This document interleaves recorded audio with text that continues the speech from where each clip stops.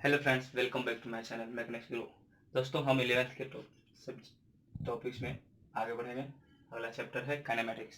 इस टॉपिक के अंदर दो और टॉपिक है, सब टॉपिक। पहला टॉपिक है motion in straight line and motion in a plane motion, और दोनों को हम एक साथ ही पढ़ेंगे। सबसे पहले हम देखते हैं काइनेमेटिक्स, यानी जिसका हिंदी होता है गतिकी। इसका डिफिनेशन क्या होता है? इसका डिफिनेशन होता है study of motion of particle without knowing its cause is known as kinematics.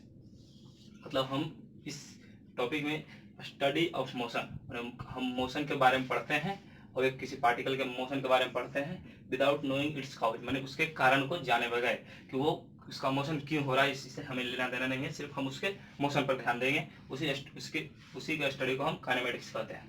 Hindi में किसी वस्तु की गति उसके कारण जाने बिना अध्ययन करना गतिकी कहलाता है। मतलब हम किसी वस्तु की गति का अध्ययन करेंगे बिना उसका कारण जाने कि वो उसकी गति जो है किस कारण से हो रही है, हमें उससे कोई लेना देना नहीं। हम उसके जाने बिना ही हम उसके अध्ययन करते हैं, तो वो गतिकी कहलाता है। काइनेमेटिक्स टोटली मोशन पे डिपेंडेंट है, गति पे डिपेंडेंट है। इसलिए हम सबसे पहला मोशन के बारे में देखते हैं। मोशन क्या है? मोशन, सबसे पहले डेफिनेशन देखें। Change in position of particle with respect to time is known as motion. मतलब पोजीशन, मतलब पोजीशन को अगर हम किसी पार्टिकल के पोजीशन में अगर चेंज होता है टाइम के साथ, तो हम उसको वो मोशन कहलाता है। जैसे कोई ऑब्जेक्ट, कोई पार्टिकल यहाँ है, कुछ देर बाद अगर वो यहाँ से यहाँ गया तो इसका ये चेंज इन पोजीशन होगा। यहाँ मतलब इस बॉडी का मोशन हुआ, इस पॉइंट से इस पॉइंट तक उसका मोशन हुआ, उसको हम मोशन कहते हैं। It is denoted by velocity. मतलब हम किसी पार्टिकल को मोशन में तब कर सकते हैं जब उसके पास कुछ वेलोसिटी हो। अगर उसके पास वेलोसिटी नहीं है, मतलब वेलोसिटी 0 है, मतलब वो पार्टिकल मोशन नहीं, रेस्ट में होगा। हिंदी में देखते हैं गति। गति किसी वस्तु की स्थिति में समय के संदर्भ के साथ परिवर्तन को गति कहते हैं। मतलब किसी वस्तु की स्थिति में अगर समय के साथ चेंज हो रहा है, बदल रहा है, तो हम उसे गति कहते हैं। इसे वेग के द्वारा निरूपित किया जाता है। मतलब इसको अगर कोई भी वस्तु का हम कैसे कहेंगे कि वो गति में है, मतलब अगर उस वस्तु के अगर के पास अगर कुछ भी वेग है तो वो गति में है। लेकिन अगर उसके पास वेग नहीं है, मतलब उसका वेग 0 है, तो हम वो कहेंगे कि वो वस्तु स्थिर है, गति में नहीं है। दोस्तों, अभी हमने मोशन के बारे में चर्चा की। अब हम आगे देखते हैं पैरामीटर डिफाइनिंग मोशन, माने वो सब टॉपिक्स जो हम मोशन को डिफाइन करेंगे, जो मोशन को परिभाषित करता है। मोशन को परिभाषित करने के लिए सबसे पहला है डिस्प्लेसमेंट, उसके बाद आएगा डिस्टेंस, फिर वेलोसिटी एंड स्पीड। ये 4 टर्म ही मोशन को डिफाइन करते हैं। तो पहला टर्म है डिस्प्लेसमेंट। हम डिस्प्लेसमेंट का परिभाषा देखते हैं क्या होता है। डिस्प्लेसमेंट यानी विस्थापन। डिस्प्लेसमेंट का परिभाषा होता है change in position of particle is known as displacement. मतलब किसी पार्टिकल के पोजीशन में अगर चेंज होता है, बदलाव होता है, तो हम उसे डिस्प्लेसमेंट कहते हैं। हिंदी में वस्तु की स्थिति में परिवर्तन विस्थापन कहलाता है। माने वस्तु की स्थिति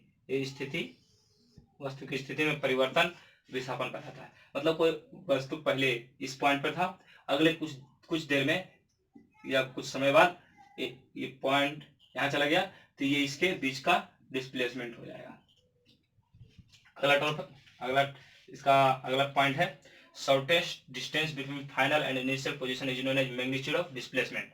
मतलब अगर ये 2 पॉइंट है, अगर इसके बीच का शॉर्टेस्ट डिस्टेंस ही डिस्प्लेसमेंट कहलाता है। शॉर्टेस्ट डिस्टेंस कहने का मतलब है कि ये डिस्टेंस अगर हम ये पार्टिकल हो सकता है ऐसे इधर से कहीं से भी कोई जा सकता है। ये अगर ये सब देखें तो ये डिस्टेंस इस डिस्टेंस से ज्यादा है, इसलिए शॉर्टेस्ट डिस्टेंस कहने का मतलब है जो उस दोनों के बीच में सबसे छोटी दूरी है, उसी को हम उसके मैग्नीट्यूड ऑफ डिस्प्लेसमेंट, जो उसका डिस्प्लेसमेंट होगा उसका मैग्नीट्यूड, उस जो शॉर्टेस्ट डिस्टेंस होगा वही होगा।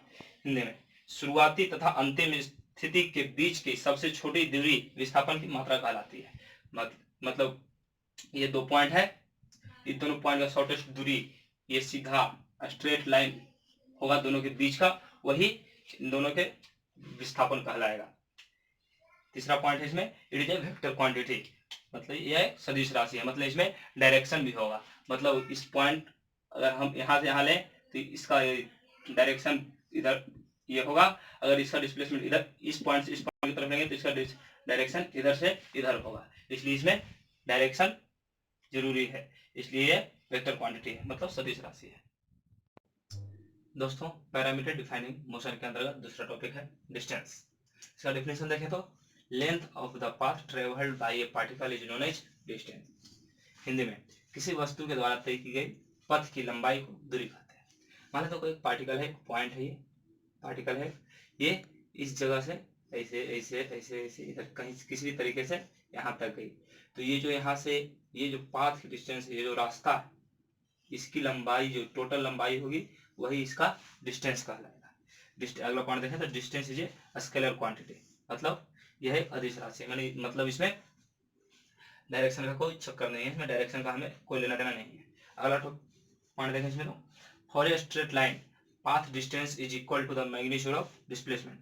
हिंदी में एक रैखिक पथ के लिए दूरी विस्थापन के मात्रा के बराबर होता है, मतलब दूरी विस्थापन की मात्रा के बराबर होता है। देखेंगे क्या है, मान लेते हैं कोई पार्टिकल, इसी में देखते हैं ये पार्टिकल घूम फिर के ऐसे इस तरह इस तरीके से यहाँ पे आया, तो यहाँ पे ये तो डिस्प्लेसमेंट इसका ये हुआ और डिस्टेंस ये होता है। लेकिन अगर हम इसका पाथ भी यही हो, सीधा यहाँ से यहाँ चले, तो इसका डिस्टेंस भी यही होगा, डिस्प्लेसमेंट भी होगा।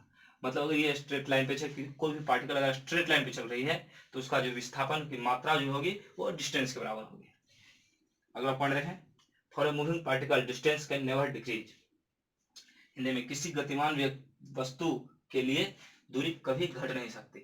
मतलब मान लेते कोई एक पॉइंट है, ये अगर ये ऐसे घूम रहा है तो इसका डिस्टेंस हमेशा बढ़ेगा, इंक्रीज करेगा, ये कभी घटेगा नहीं। लेकिन डिस्प्लेसमेंट के लिए ऐसा नहीं है। देखें तो डिस्प्लेसमेंट के लिए ये अगर ये पॉइंट यहाँ पे है तो देखिए ये डिस्प्लेसमेंट ये ज्यादा है, ये कम है, लेकिन ये यहाँ पर और भी ज्यादा है और कम है। इसके बाद ये डिस्प्लेसमेंट धीरे धीरे घटता है, लेकिन डिस्टेंस धीरे धीरे बढ़ ही रहा है, वो घट नहीं सकता है।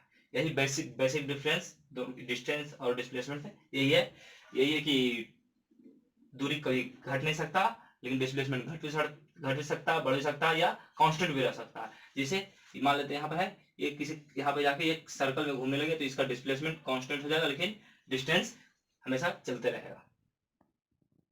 दोस्तों डिस्टेंस और डिस्प्लेसमेंट को लेकर हम एक सवाल करेंगे, एक क्वेश्चन करेंगे। क्वेश्चन है find the distance and displacement covered by the tip of minute hand of a clock in 15 minutes. Hindi में एक घड़ी की मिनट वाली सुई की नोक द्वारा 15 मिनट में तय की गई दूरी तथा विस्थापन ज्ञात करें। मतलब मान लेते हैं ये घड़ी है, इसका एक ये मिनट हैंड है, मतलब मिनट वाली सुई है, और हम दूसरी सुइयों को नहीं दर्शा रहे, दूसरे हैंड को हम नहीं दर्शा रहे, क्योंकि सिर्फ हमें मिनट वाली से काम है। अगर ये मिनट वाली सुई है तो अगले 15 मिनट बाद हम जानते हैं ये यहाँ पहुंचेगी, तो सीधा ये परपेंडिकुलर डिस्टेंस होगा, इसकी जो नोक होगी यहाँ से यहाँ होगी, सीधा हमें दिख रहा है इसकी जो इसका डिस्प्लेसमेंट जो होगा यहाँ से लेकर ये सीधा ये होगा, और जो डिस्टेंस होगा ये होगा इसका सरकमफ्रेंस, तो ये इसकी जो नोक है इसके सरकमफ्रेंस पर चलती हुई गई है यहाँ तक, तो ये होगा, तो सीधा डिस्टेंस इज इक्वल टू हो जाएगा, डिस्टेंस इज इक्वल टू हो जाएगा टोटल तो होता है इसका पेरीमीटर का फॉर्मूला होता है 2 पाई आर, लेकिन इसलिए तो 1/4 ही इसका, इसलिए इसको 1/4 से हम भाग दे देंगे, डिस्टेंस ये हो जाएगा पाई आर बाई 2। आर को वैल्यू कुछ होगा वो हम पुट करेंगे, उसको मैं नहीं पता इसलिए हम उसको आर के टर्म में रहने देते हैं। डिस्प्लेसमेंट देखते हैं क्या होगा,